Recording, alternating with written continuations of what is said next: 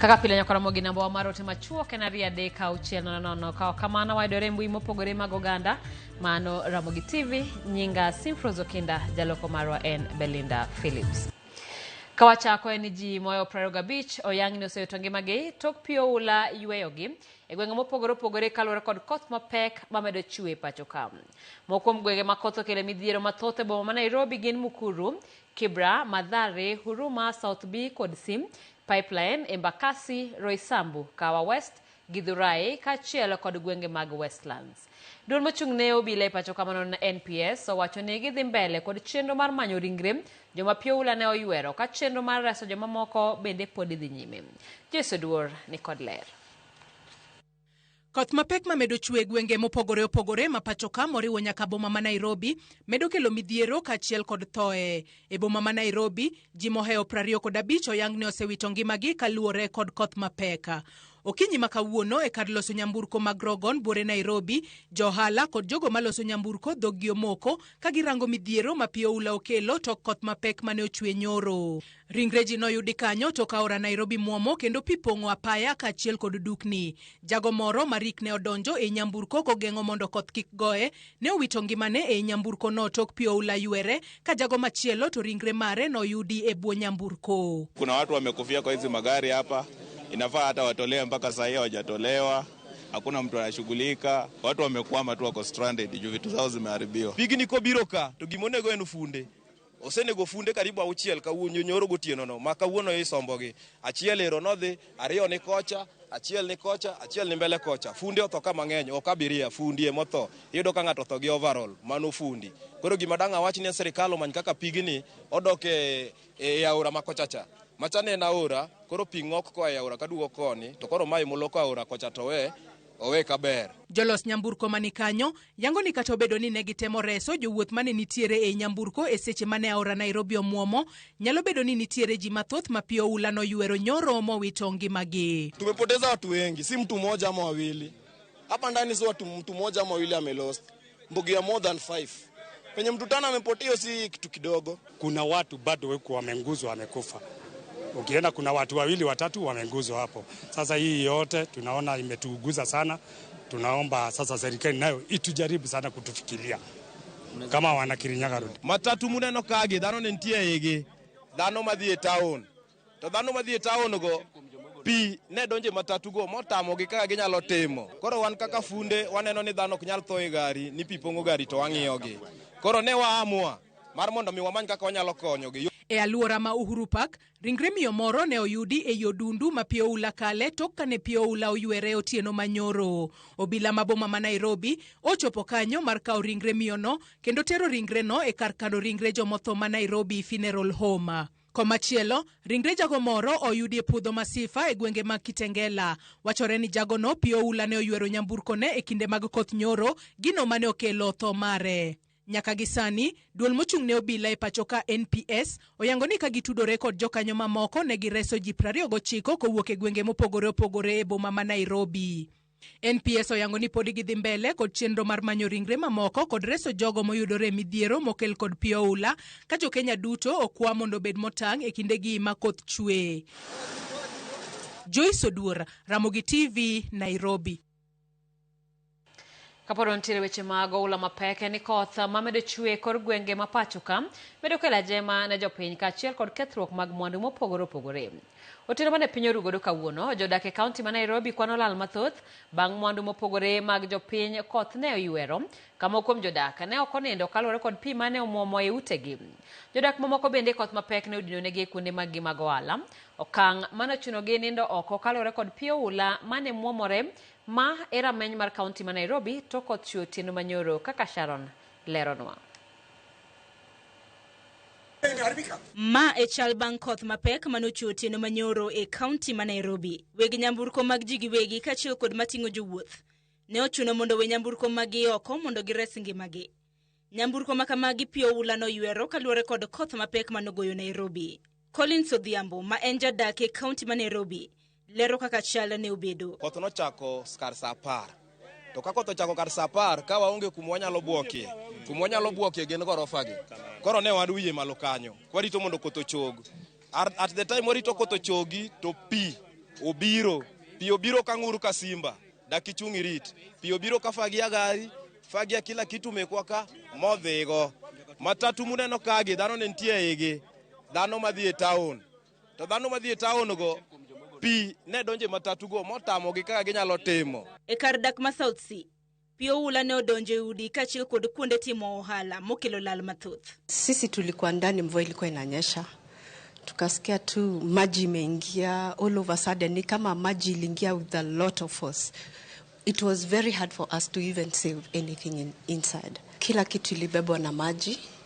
Mkiangalia ndani kila kitu ishaenda na maji. We could not even go home. We had to save people from outside and even save my workers. So we've slept inside. Nikiangalia vitu zenye tumepoteza chini ni 1 point something. Udi bende ne okodong' chien.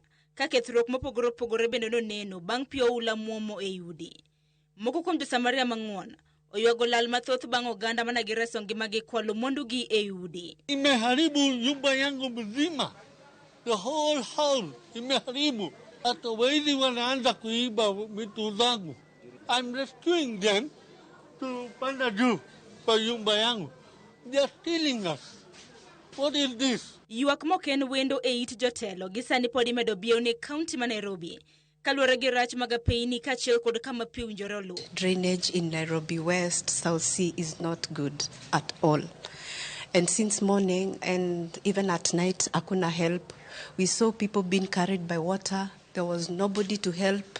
Even we saw a mother with a kid, alibebwa na maji. Even me as Diva Pala, ni venye watu wezi, we had to help a lot of people to come inside.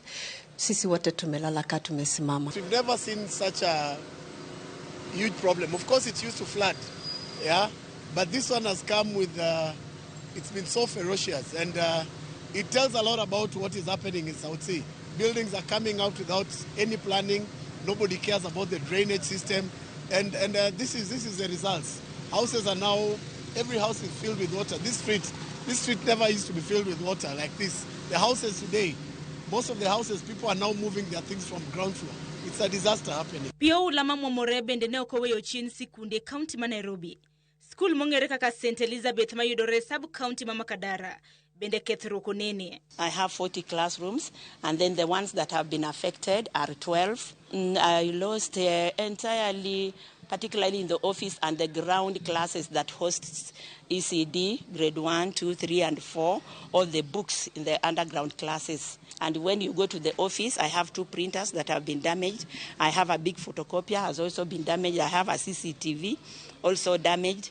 I have tablets.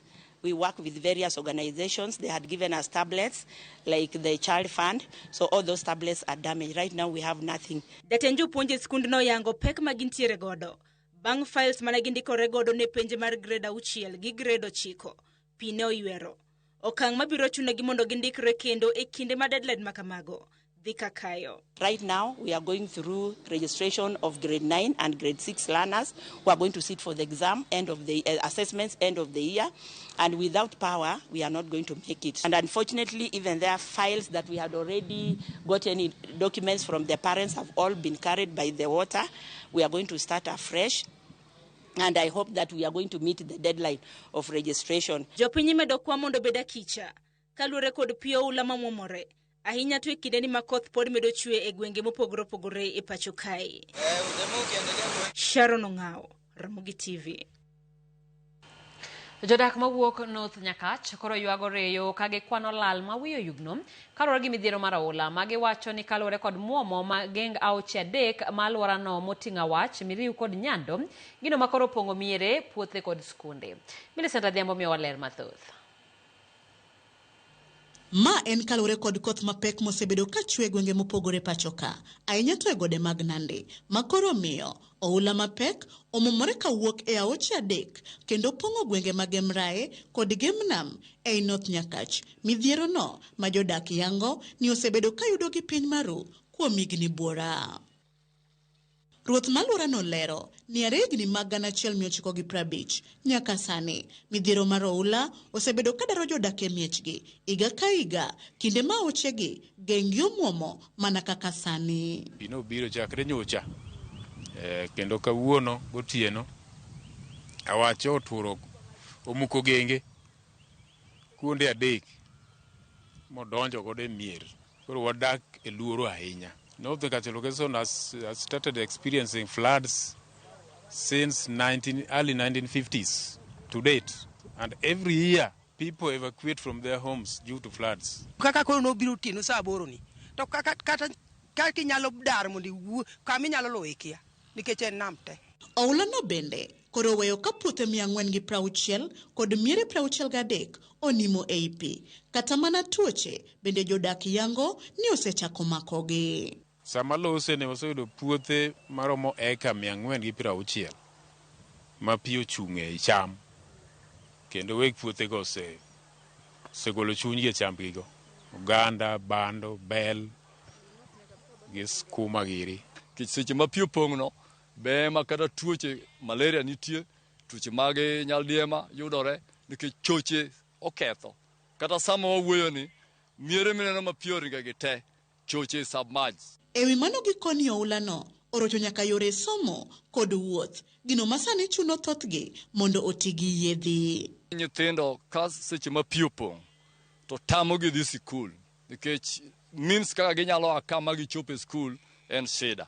Koro instead nyithindo dhi e camps. Sama gidhi e camps no, camps samoro oyawni nikech ji ng'eny. Kaka nyithindo som nyalo bedo matek. Koro mano changamoto, mano en gima changamoto.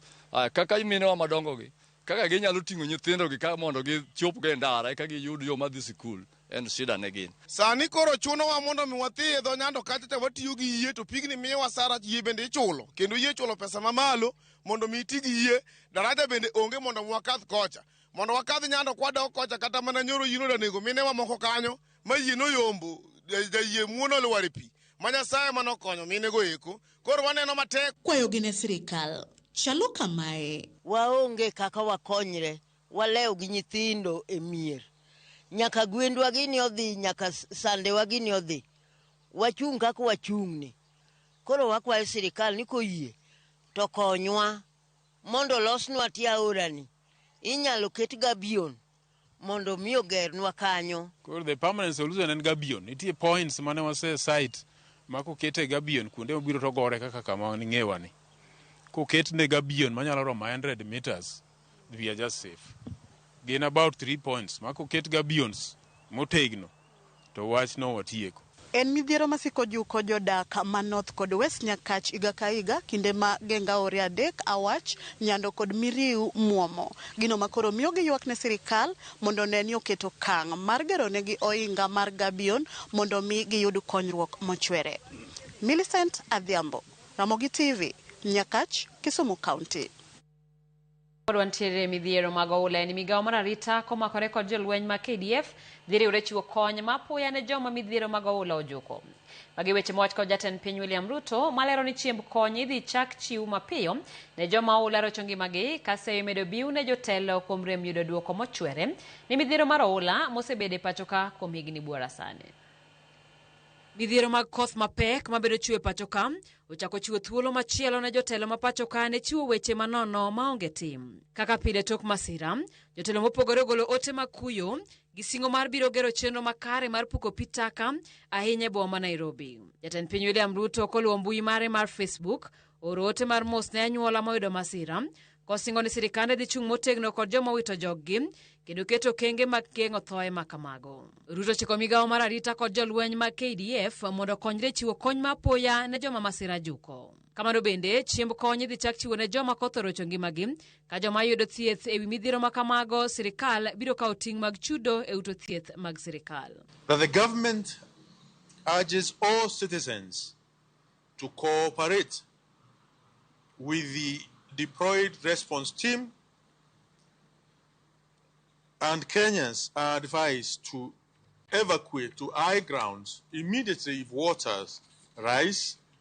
Contact the Roko Nyumbakumi leaders across the country, and also contact the National Emergency Hotline, which is 999. Komachero Senator ma Nairobi Edwin Sifuna okawo ting' mar midhiero mag pio ula madhi nyime boma ma Nairobi kolero ni magi timre nikech telo marach. Kaka jotelo ng'iyo timo kinde ka kinde tok masira neno, Sifuna osingo ni saa koro osechopo mondo oyud duoko mochwere ne chenro ma Nairobi tiyo godo e puko pi taka. Magi timore kinde ma gavana ma Nairobi Johnson Sakaja to osebedo mbero maliet ka jopiny goyo koni kod kocha e wi winjo wach jolony mosebedo ka goyo koko e wi rach manochan godo boma ma Nairobi. Kuom thuolo bora sani, jolony e chano bombe kod gedo osebedo ka goyo koko ne sirikand kaunti ma Nairobi, kokwere kuom yie gedo ma oyaye ka gidwaro mondo chungute mabocho ma imedo gere pacho ka, wach mosegore it modino.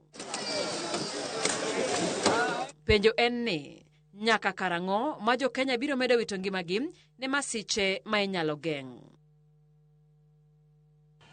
Kawadhi nyime ni Kenha olando loro lalo ma Migori kochakore kawuono kalore ni aora Migori medo pong' gi koth ma medo chwe. Joriembo koro nyis mondo ti gi olalo ma Kiringi e apaya ma Migori Kehancha. Matimore kinde ma jowuoth madhi e kaunti ma Kisii, Migori kod Sirare nomoke olalo ma Mugenix toka aora ma Kipsinoi ma yudore apaya maduong' ma Sotik bende muomo. E kinde ma koth mapek medo goyo gwenge mopogore opogore kendo kelo midhiero ne jopiny, duol mochung'ne gedo mag apaya pacho ka Kenha olando loro lalo ma Migori tok ne opong' kendo bathe barore kane koth mapek ochako chwe higani. Koth modhiambo manyoro ne omedo kelo midhiero ne jodak e bomano ka dukni, udi kod ohelni pino muomo to ka aora ma Migori ne omuoch. Kawuono wan gi tabu mapok naneno nyaka ne nachak loko Migori ka. Pi opong' makara sani kung'iyo kacha. Uyudo ka pi opong' mopong'o nyaka depe mancho okete gik moko. Kata chiro kudhiye kata jowadu unyalo neno kod wang'u. Onge gimoro amora ma mini okonyo. Okonyo gik matine takataka man kaegi. Magi gik mwayudo. To mende odhi fulu odhi mowang' maonge kaka wanyalo konyo. Pi odhi gi lewni te. Kiwuotho pi. Iwuotho na kikwang'a kwang'a gi pi. Lewni olewre lagi malo kama. Pi kiwuotho chopni e bundi. Ne an gi gik mawata 180. Akonyo mana ndo ariyo kende man 2,000 gi wiye. Modong' odhi te gi pi. Kuom mano, gavana e kaunti ma Migori olando chuko komiti mabiro rango chenro mag geng'o oula e kaunti no kaachiel kod rakore gi midhiero manyalo wuokie. Waloso disaster team no mondo gi waziri mar finance mondo wang'iyane gima wanyalo timo ne jo Migori duto gi jo ohala ma gigegi okethore. An kaka gavana maru abiro manyo matin ma sirikanda nyalo yudo gima nyalo yudo gosiepena mondo wane kaka wadino fuok mantiere. Adwa tudora gi sirikal mamalo, ang'e ni county commissioner nika, kang'eyo ni president ma Kenya bende nitiere, mondo achiwnegi kwayo ni ngima gi mwandu jo Migori ni kama tek. Komachielo, jowuoth ne omoko kuom seche buora e olalo ma Mugenik e apaya ma Sotik kochomo Kisii to ka aora ma Kipsonoi muomo kendo rocho wuoth e kind Kisii, Migori kod Sirare. Machi ilijaa hapa Mugenik na tunaomba serikali mtusaidie tuchengea hii daraja ya Mugenik. Sisi tumeumia sana. Tunaona amefunga biashara sana hapa Sotik. So serikali mtusaidie, mtuangalilie hii daraja ya Mugenik. Tumeumia, hata wafanyikazi wenye wanafanya kazi Sotik, wafanyikazi wa matatu wameumia, na tunataka president utuonee hii daraja ya Mugenik. Hii mto imetusumbua kwa muda mrefu, ikinyesha mafuriko inakuwa gari zinashindwa kupita. So tunaomba serikali iwasaidia watu. Wanafanya watu wanasumbuka kurudi, wengine wanasumbuka kupita. So tunaomba serikali iweze kuweka hii barabara flyover ili maji iweze kuchukua watu, isiweze kuchukua watu. Kamano bende, jowuoth ne omoko kuom seche modhuro Sultana Mood e apaya maduong' ma Nairobi kocha Mombasa to ka aora ma Sultana Mood ne omuomo. Kutoka Nairobi tulikuwa tukafungiwa na maji hapa kwa barabara main road, Mombasa road hapa Sultan Hamud, na kukuja hapa tukafungiwa na maji hapa kutoka saa 12:30 asubuhi ya leo, na mpaka wa sasa hatujapata nafasi ya kuvuka kiposa tuende function. Kwa tumetembea huku kwa in-laws kuja kuona one of our mother-in-law akiwa mgonjwa, na sasa tumefungiwa hapa. Sasa tunashindwa haki, sasa tutawahi fika kuona mgonjwa. Kile tunaweza fanya ni kuomba serikali yetu iweze kujali maslahi ya wananchi, itutengenezee angalau barabara, bridges are so poor. Watu wakae safe, singie kwa maji, na pia tujaribu kuhamasishana sisi wenyewe. Kama kuna mtoto ako shule, hakikisha usalama wake umeimarika. Chalma Kamano, bende ne onene apaya maduong' ma Mai Mahiu Narok kama geche ne omoko kaluwore kod chal marach mar apayano. En midhiero mamedore ka imedo kwa jowuoth mondo obed motang' ne aoche mapong', piny maneno mawiriwiri ka bende gibed ka giluwo ote mioro kinde ka kinde e wi chal mar kor lwasi. Ne Ramogi TV, an Ochieng' Emmanuel. Bad migao makoro chal mar kor lwasi mano Kenya Met olano ni koth mapek biro medo chue nyaka tarik 9 dweni e gwenge mopogore pacho mangima to ahinya boma ma Nairobi. Karo kod Kenya Met, koth mapek biro medo chue to ahinya Westlands, Dagoretti, Roysambu, Kibra, Embakasi, Makadara, Kamukunji, Lang'ata, Kasarani kod Mathare. Nyanza, counties ma koth biro chue oting'o Busia, Siaya, Kisumu, Homa Bay kod Migori. Baringo, Nakuru, Trans Nzoia, Uasin Gishu, Kericho, Bomet, kaachiel kod Narok.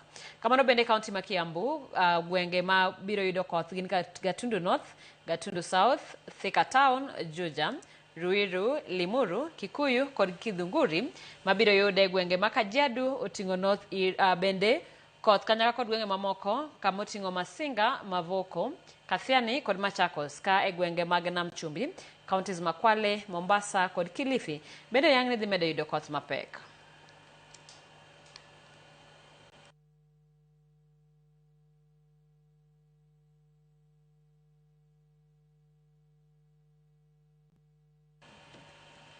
Kawadhi nyime ni jatend piny William Ruto chiwo telo mar jakom mar riwruog pinje ma Afrika ma Ugwe ne jatend piny Uganda Yoweri Museveni.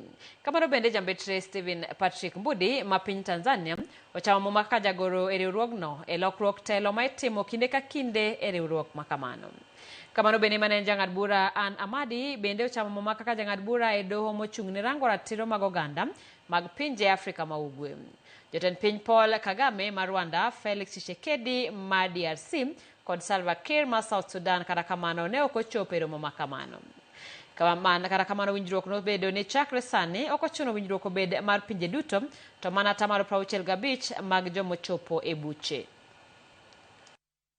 I've decided that the Republic of Uganda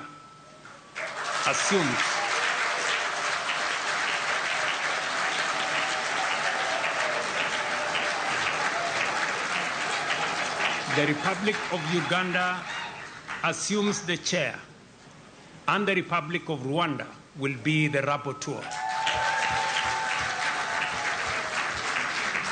I would like to thank Her Excellency Mama Samia Suluhu Hassan for the hospitality extended to all delegations since we arrived in Arusha. Tunamshukuru Mama Samia.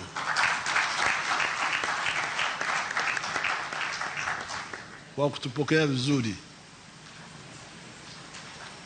Secondly, I want to thank the outgoing chairperson, His Excellency William Ruto, for ably steering the community over the past 1 year.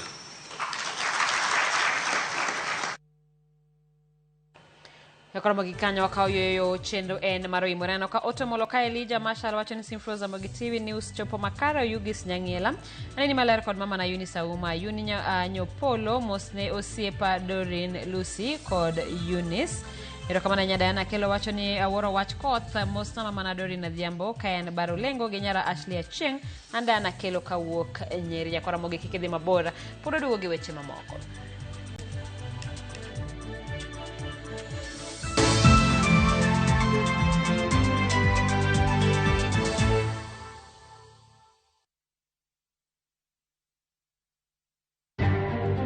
Bende isebedo gi siso mar ng'eyo gigo matimore e alworani. Sama gari ofundo ji mang'eny koyudo hinyruok to kata insurance temo hepo. Obed chenro mag sirkal, obed masira mayudo ji kar tich. In safety mari, ni kanyo. Nonro mamulo ratichi. Somo kende oken kamoro mibro wach ni ng'at mosomo ni dongere wacho ni ng'ani dhi succeed in life.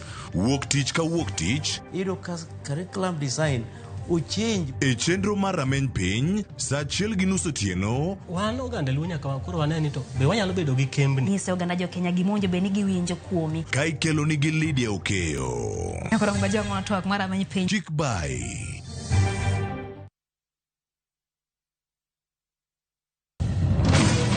Be ikori mar doke pacho. Kama sigendni ilero gi mor kod sunga mar luo.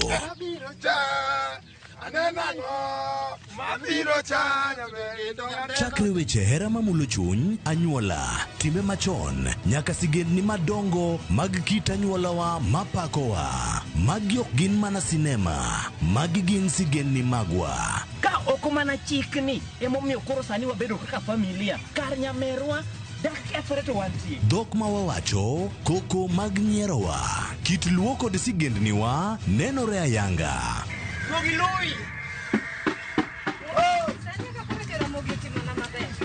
Winam Cinema, Jumapil ka Jumapil, saa 2 kod saa 4 mar otieno. Mana e Ramogi TV.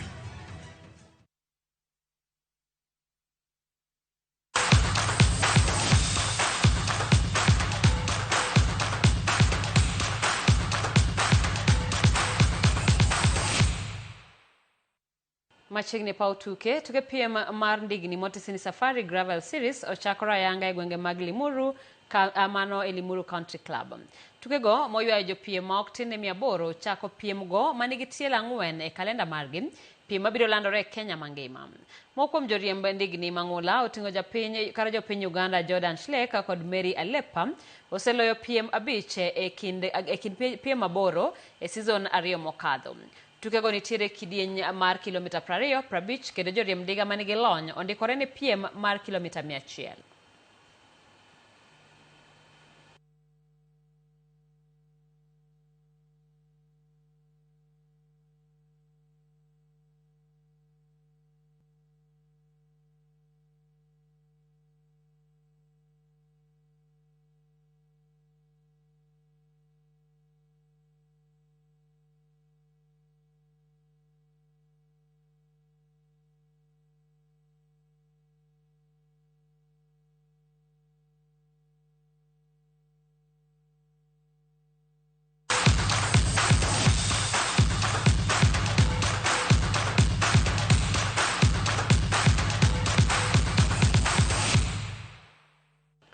Nyakaramogi en thuolo mar chenro mar nyadhi wakreno ka wendowa osedonjo ka mano jaod bura ma Suba North Millie Odhiambo mar mondo mi wachak chenrowa makmana wakayo machuok waduogo gi twak kikbai.